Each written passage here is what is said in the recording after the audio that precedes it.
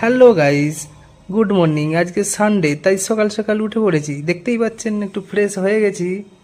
এরপর ব্রেকফাস্টটা করেই রেডি হই, কারণ গতকাল রাত্রেই বয়ের সাথে প্ল্যান হয়েছে আমরা ঘুরতে যাব আদিযোগী। গাইস, আপনাদের সঙ্গে বকতে বকতে দেখুন আমি কেমন ফাটাফাট রেডিও হয়ে গেলাম। আর এদিকে আমার বউকে লাগছে পুরো লাল পরি, সুন্দর লাগছে দেখে। দুটো ফটো তারপর দুজনের চোখে সানগ্লাস লাগিয়ে বেরিয়ে পড়লাম আদিযোগী যাবার উদ্দেশ্যে। আর যেতে যেতে সবার একটু চা খাওয়ার ইচ্ছা হলো, তাই আমরা একটা সামনে চায়ের দোকান থেকে ঢুকে গেলাম চা খেতে। আর এইদিকে দেখুন আমার বউ তার চুল ঠিক করতেই ব্যস্ত। আর এইদিকে চায়ের সাথে কি স্ন্যাক্স খাওয়া যায় সেটা দেখতে আমি ব্যস্ত। যাই হোক, বেশি কিছু না ভেবে আমার বউয়ের ফেভারিট জিনিসটাই অর্ডার করে দিলাম।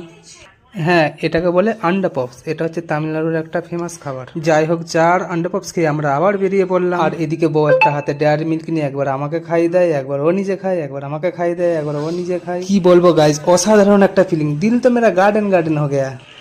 যেমন সুন্দর ভিউটাও দেখছেন, সেরকম সুন্দর ফিলিংটাও আমার ভিতরে চলছে এখন। আর এখন যে পর্বতমালাটি আপনারা দেখতে পাচ্ছেন, এটা হচ্ছে ভিলিঙ্গিরি পর্বতমালা। আর এই পর্বতমালাটির নিচেই কিন্তু বাবা আদিযোগীর মন্দিরটি অবস্থিত। তারপর নারকেল বাগান আর পাহাড়ের ভিউ দেখতে দেখতে কিন্তু আমরা চলে এলাম ঈশা আদিযোগী টেম্পলের গেটে। গাইস, দেখতেই পাচ্ছেন জায়গাটির কত সুন্দর দৃশ্য। তাহলে মহাদেবকে এখানে পাবো না তার কোথায় পাবো?